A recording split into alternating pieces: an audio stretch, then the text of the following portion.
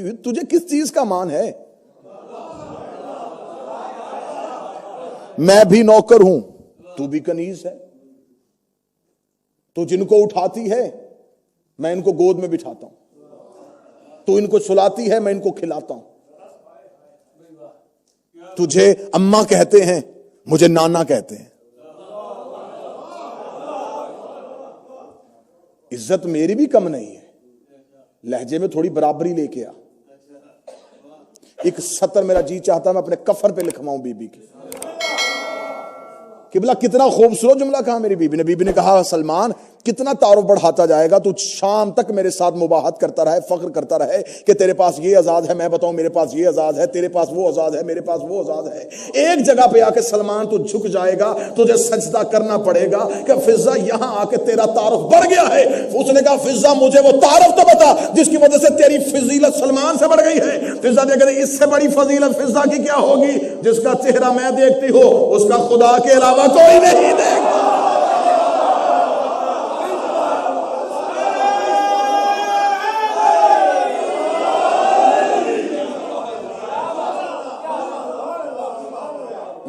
میں روزانہ معراج کرتی ہوں۔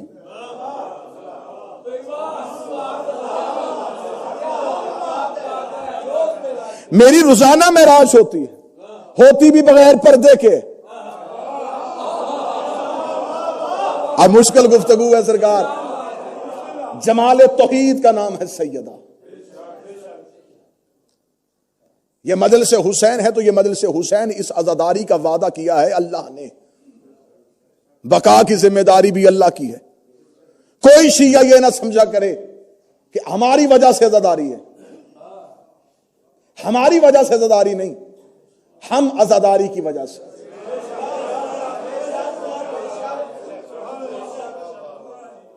تم نہ کرو گے تو کیا عزا ختم ہو جائے گی؟ کیا ذرے عزاداری نہیں کرتے؟ کیا ہوا عزاداری نہیں کرتی؟ یہ جو بدن میں زندگی کی علامت ہے، دو ڈاکٹر صاحبان موجودگی ہیں، ان کی موجودگی میں کہہ رہا ہوں، یہ جو نبض ہے یہ دھڑکتی کیوں ہے؟ دل پھڑکتا کیوں ہے؟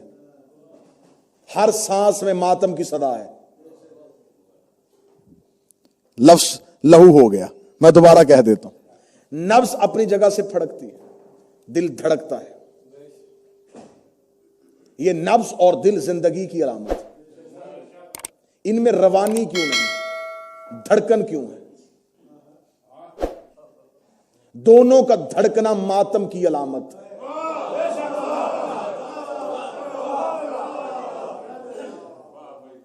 اور یہ امام حسین کے ذکر کا فیض ہے۔ رعایت نہ کیجئے گا کہ آپ کے ساتھ ایک تعلق ہے، بالکل رعایتی نمبر لے کے پاس ہونے کا میں حقدار نہیں۔ ممبر پہ اٹھ کے میرے سوال کیجئے گا۔ انسان ہر عبادت کرتا ہے تو جنت کی وجہ سے، ایسا ہے سرکار کی عبادت ہے تو کس لیے کہ جنت مل جائے۔ نماز جنت کی وجہ سے، روزے جنت کی وجہ سے، حج و زکات جنت کی وجہ سے۔ ہر عبادت کے پیچھے لالچ چھپا ہے اور وہ لالچ ہے جنت کا۔ اٹھے مجلس حسین سے وہ ایک بندہ اور میرا گریبان پکڑ کے مجھے بتائے جو جنت کے لالچ میں مجلس میں آیا ہو۔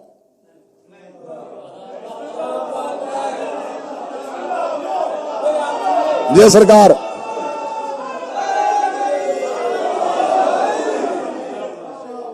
جو گھر سے چلا اور اس نے چلتے ہوئے نیت کی ہو کہ آج مجلس میں جاؤں گا جنت کے لیے۔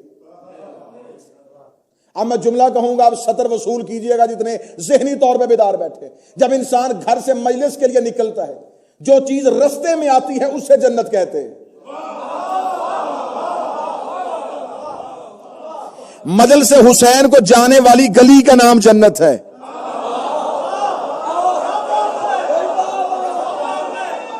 بسم اللہ سرکار۔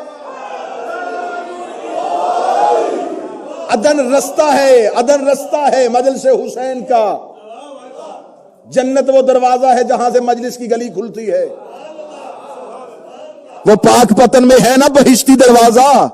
نالائق مرید پیر کی بات بھول گئے۔ بابا فرید الدین گنج شکر کا وظیفہ کیا تھا؟ مجلس حسین کرواتا تھا۔ دروازے میں بیٹھ کے گلی میں جاتے ہوئے لوگوں سے کہتا آؤ جنت کا در کھلا ہے۔ لوگوں نے در یاد رکھا، ذکر بھول گئے۔ در یاد رہا، ذکر بھول گئے۔ در یاد رہا اور ذکر کو بھلا دیا۔ سرکار مجلس حسین میں کوئی بھی بغیر جنت کے لالچ میں نہیں آتا۔ چلو میں اگلی دلیل دے دیتا ہوں، جو ابھی تک خاموش بیٹھے ہیں ان کے لیے جملہ کہوں گا۔ نماز پڑھتے ہو، کوئی عابد کوئی زاہد مجھے تصور کے بغیر نماز پڑھ کے دکھائے۔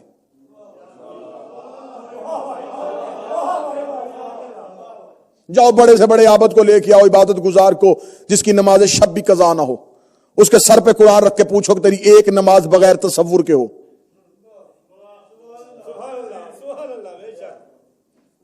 دوران عبادت شیطان کا حملہ ہوتا ہے کہ اس کے ذہن دماغ کو ہٹاؤں عبادت سے۔ جو تصور سارا دن نہیں آتا وہ عبادت میں آ جائے گا۔ ایسا ہے یا نہیں ہے؟ سرکار میں غلط تو نہیں کہہ رہا۔ ہر تصور ذہن میں آئے گا۔ نماز کے بعد جو کرنا ہے وہ بھی سوچ لو جو پہلے ہو چکا، جس کے دینے ہیں جس سے لینے ہیں۔ ہمارا فیصلہ آباد ہے شیخوں کا شہر، شیخ جی، اور سارے ہی شیخ وہاں پہ عبادت گزار بڑے ہیں۔ شیعہ نہیں بات کر رہا، دوسری مسئلہ راجا جی وہ بڑے عبادت گزار ہیں۔ میں نے ایک شیخ صاحب سے پوچھا، میں نے کہا یار آپ کو میں نے دیکھا ہے لاکھوں کروڑوں کا آپ کا کاروبار ہے، دکان بند کر کے فوراً عبادت میں چلے جاتے ہیں، یار بڑی چیز اچھی ہے، نماز نہیں آپ قضا کرتے۔ اس وقت سرکار نماز والی وہ جگہ جس پہ ہم حساب بھی کر لیتے ہیں عبادت بھی کر لیتے ہیں۔ یقین کیجیے، اب یہ سرکار عبادت نہیں یہ تجارت ہے۔ لالچ بھی چھپا ہے، تصورات بھی گھیرے ہوئے ہیں، اور انسان صرف ایک ادا کرنے کی نیت سے کہ ہو جائے، یہ ہے عبادت کی۔ اب میں پھر عقلی دلیل دینے لگا ہوں۔ مجلس سے اٹھے مجمع میں چیلنج کروں، بندہ اٹھے اور مجھے روکے، مجھے کوئی عبادت تصور کے بغیر دکھاؤ، نہیں ہوتی تو مجلس حسین میں بیٹھ کے مجھے دنیا کی سوچ سوچ کے دکھا۔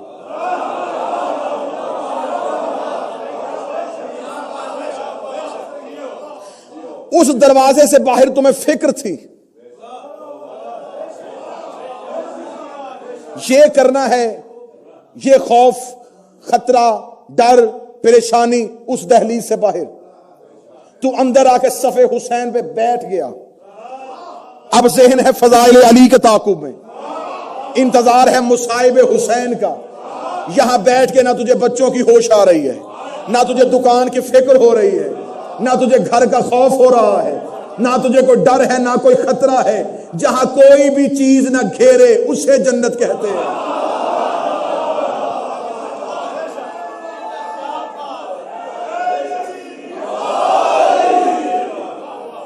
یہاں تصورات کیسے گھیریں گے؟ تصورات سے آری چیز کا نام ہے عبادت، اور جو عزائے حسین کرتا ہے وہ اللہ کو قرضہ دیتا ہے۔ قبلہ تشریف لے آئے، ان کی موجودگی میں اللہ نے قرآن میں آیت بھیجی، کون ہے جو خدا کو قرضہ حسنہ دے؟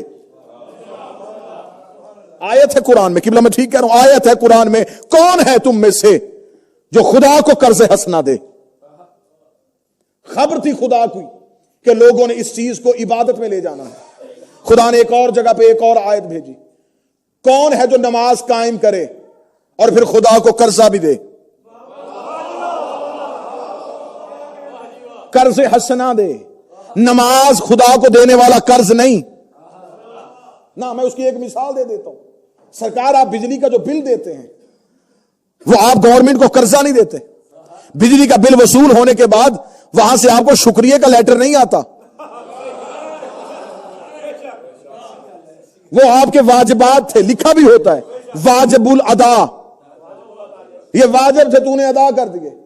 نماز ہے واجب الادا، یہ اللہ کا واجب تھا، خدا نے تجھے کچھ دیا تھا تو اس نے کچھ لیا ہے، نہ تو نے خدا کو قرضہ دیا نہ خدا پہ احسان کیا۔ خدا نے کہا میں نے تجھے نعمتیں دی ہیں، میں تجھے سانس سے لے کے زندگی تک، یہ ہر چیز میری نعمت ہے، تو ایک لمحے کے لیے میری بارگاہ میں اگر جھکا ہے تو نے کوئی احسان نہیں کیا۔ تجھے رزق دے رہا ہوں، تجھے سانسیں دے رہا ہوں، تجھے جسم و جان دے رہا ہوں۔ خدا نے عبادت کو قرضہ حسنہ نہیں کہا، منبر پہ باوضو ہوں، مجھے 14 کی صداقت کی قسم ہے، ابو الفضل عباس کی عزت کی قسم ہے۔ معصوم کی بارگاہ میں ایک بندے نے جا کے تفسیر میں پوچھا کہ مولا ہمیں بتائیں یہ خدا کہتا ہے کون ہے جو مجھے قرضہ حسنہ دے، کون ہے جو مجھے قرضہ حسنہ دے؟ مولا زکوٰۃ ہے، فرمایا واجب ہے۔ مولا اللہ کی راہ میں مال دینا ہے، فرمایا خدا کی راہ میں خیرات ہے۔ مولا نماز ہے، فرمایا تمہارے اوپر واجب ہے۔ مولا پھر وہ کون سا قرضہ ہے جو خدا ہم سے مانگ رہا ہے؟ فرمایا جس نے ہمارے جد حسین کی عزاداری میں 1 درہم بھی خرچ کیا اس نے اللہ کو قرضہ دیا۔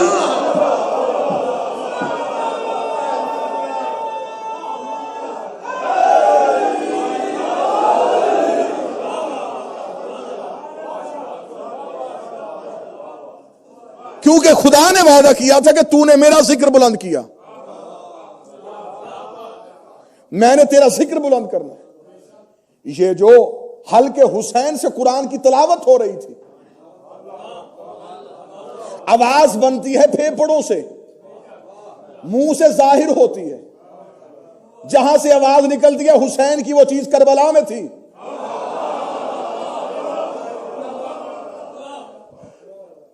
اور نو کے نیزہ پہ یہ جو صدا بلند ہو رہی تھی، یہ حسین مکروز کر رہا تھا توحید کو۔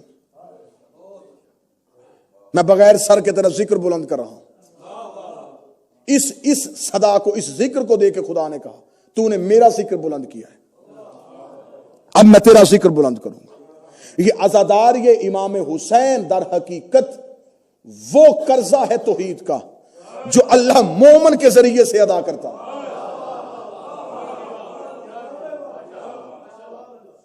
کاش کہ ہمیں یہ خبر ہو جائے کہ عزادار یہ حسین کی اہمیت کیا ہے، عزائے حسین کی اہمیت کیا ہے۔ کتنا خوش نصیب ہوتا ہے وہ شخص جو 14 کو مہمان بناتا ہے۔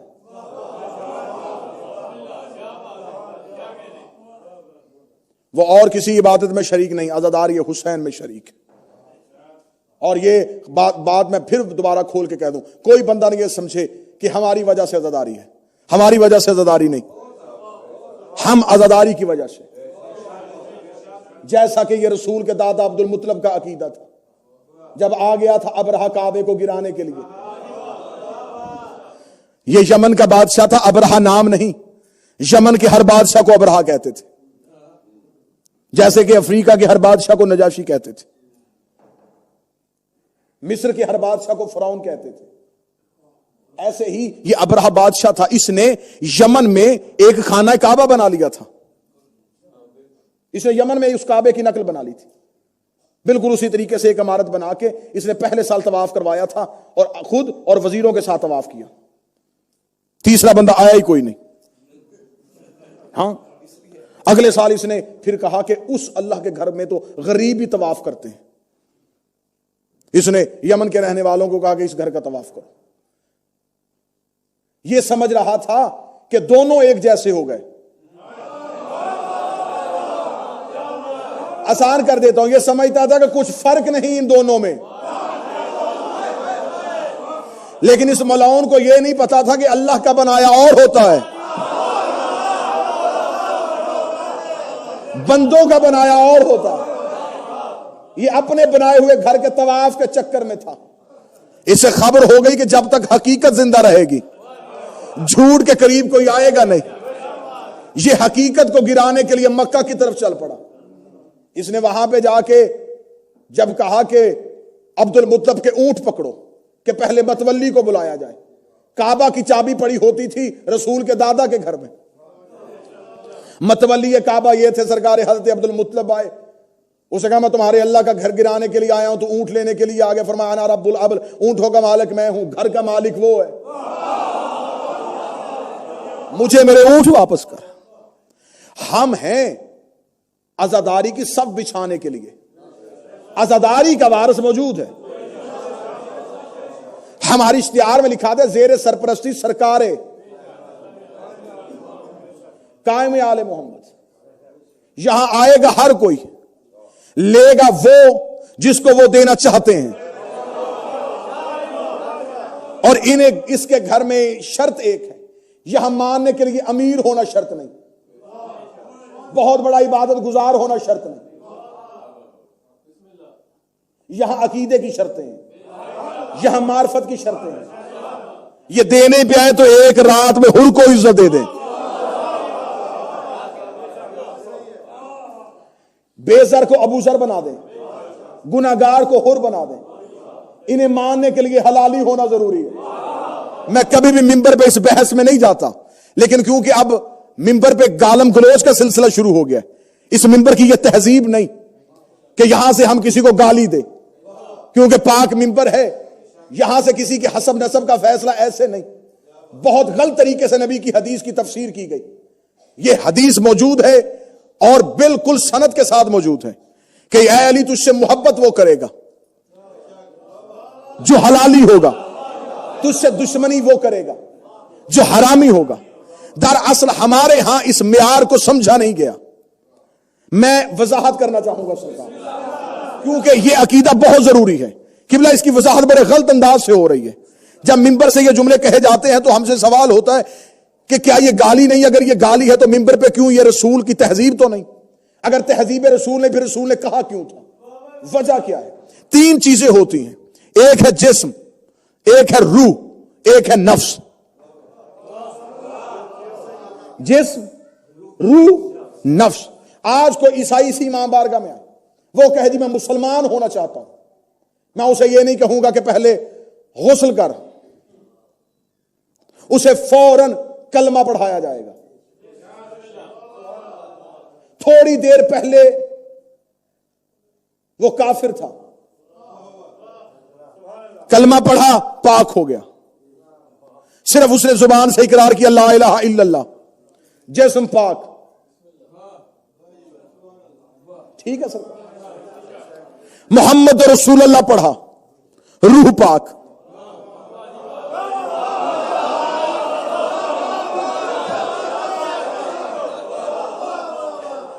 نفس موجود ہے.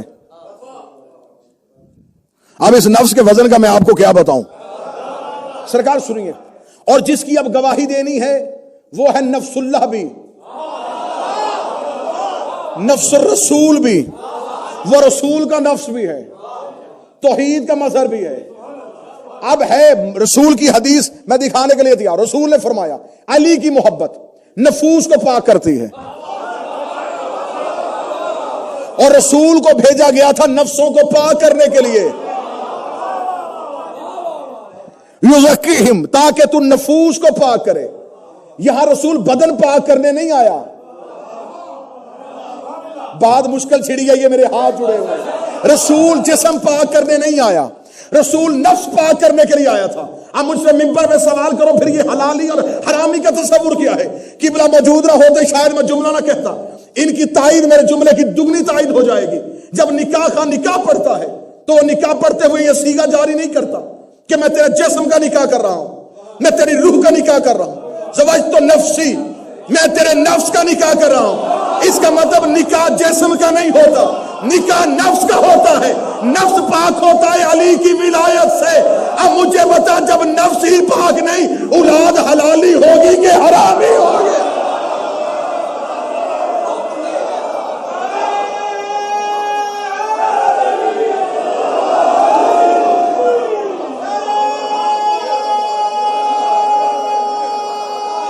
سرکار بسم اللہ.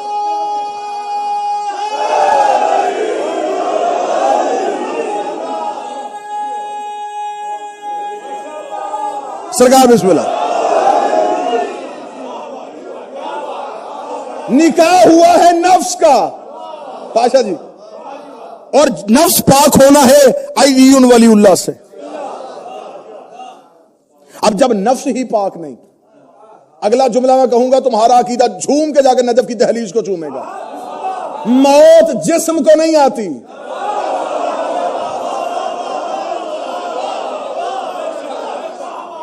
قرآن کی آیت ہے, ذائقہ موت جسم نہیں چکھتا.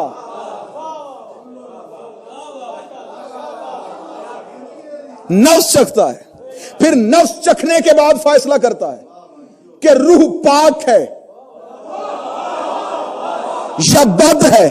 ہر روح نیک نہیں ہوتی. روحیں بد بھی ہوتی ہیں, نیک بھی ہوتی ہیں. بد بھی ہوتی ہیں، اور نفس پاک ہوگا علی ولی اللہ سے۔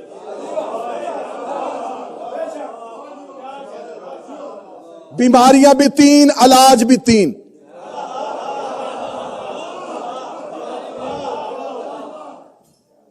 جو ابھی تک پریشان بیٹھے ہم، شرک، کفر، نفاق، شرک بیماری، کفر، یہ بیماریاں وہ ہیں جو روح کو لگتی ہیں، بدن کو لگتی تو ڈاکٹر صاحب علاج کر دیتے۔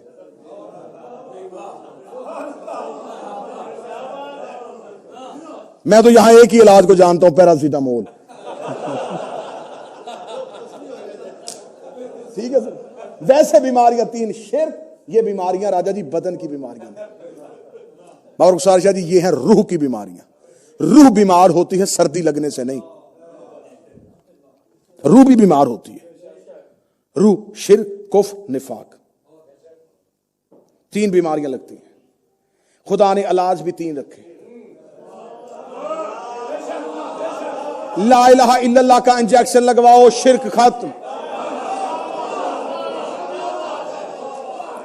محمد رسول اللہ والی دوائی لو، کفر ختم، نفاق باقی ہے۔ مشرک چلا گیا، کافر چلا گیا، منافق نہیں گیا۔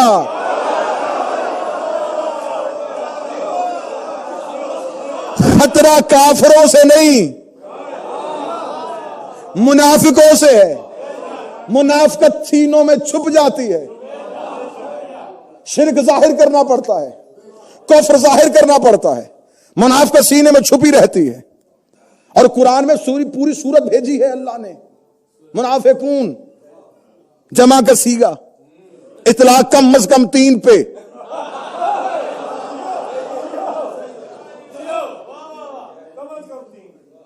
یہ آخر یہ وہاں پہ کون سے لوگ تھے؟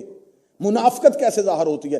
لا الہ پڑھنے والا بندہ منافق ہو سکتا ہے، محمد رسول اللہ پڑھنے والا بندہ منافق ہو سکتا ہے، علی ولی اللہ پڑھنے والا نام مشرک ہو سکتا ہے،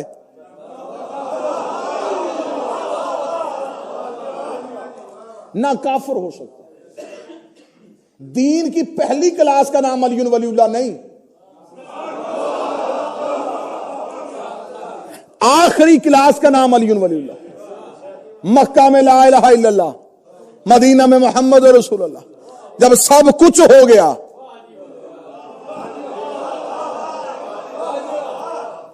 پھر غدیر میں علی ولی۔ اور جس نے علی ولی اللہ پڑھنا، میں منت کر کے کہہ رہا ہوں، ولایت علی کھیل نہیں، متنازع نہیں، تماشا نہیں کہ علی ولی اللہ کو متنازع بنا دیا جائے۔ کون بندہ ہے جو ولایت علی کو سمجھ سکا؟ کون بندہ جو حقیقی طور پہ ولایت علی کو پا سکا؟ ولایت علی کسی کھیل کا نام نہیں، دین کی آخری کلاس کا نام ہے۔ اور یہ وہ ولایت علی والا کام ہے جس کو کرنے کے لیے اللہ کو رسول سے کہنا پڑتا ہے، واللہ یعصمک من الناس، اللہ تجھے بچائے گا۔ میں ابھی تھوڑی دیر پہلے اپنے بھائی کامران کو بتا رہا تھا کہ ایک فقیر، ایک عابد چلا گیا عبادت کرنے کے لیے جنگل میں، تو جنگل میں عبادت کر کے اتنا چلا کر کے واپس آیا تو بستی میں فقیر پھر رہا تھا۔ فقیر نے کہا کہاں گیا ہوا تھا اتنی دیر نظر نہیں آیا؟ تو لگا جنگل میں گیا ہوا تھا۔ کیوں عبادت؟ اس نے کہا عبادت جنگل میں کیوں کر رہا تھا، گھر میں بیٹھ کے کیوں نہیں کی؟ اس نے کہا میں تارک کو دنیا ہونا چاہتا ہوں۔ عابد نے کہا میں چاہتا ہوں کہ دنیا کو چھوڑ دوں، اللہ سے لو لگا لوں۔ فقیر نے اپنے اسلحہ کو تھاما، قریب سے گزرتے ہوئے کہا جانے دے، جانے سے پہلے مجھ سے پوچھ لیتا، تیرے چلے کے دن ہی ضائع نہ ہوتے۔ دنیا سے پیچھا چھڑوانے کے لیے اتنی دیر جنگل میں رہا، عبادت کر رہا تھا کہ تجھے دنیا چھوڑ دے، تو علی علی کر، دنیا تجھے خود ہی چھوڑ دے گی۔ ہائے ہائے ہائے۔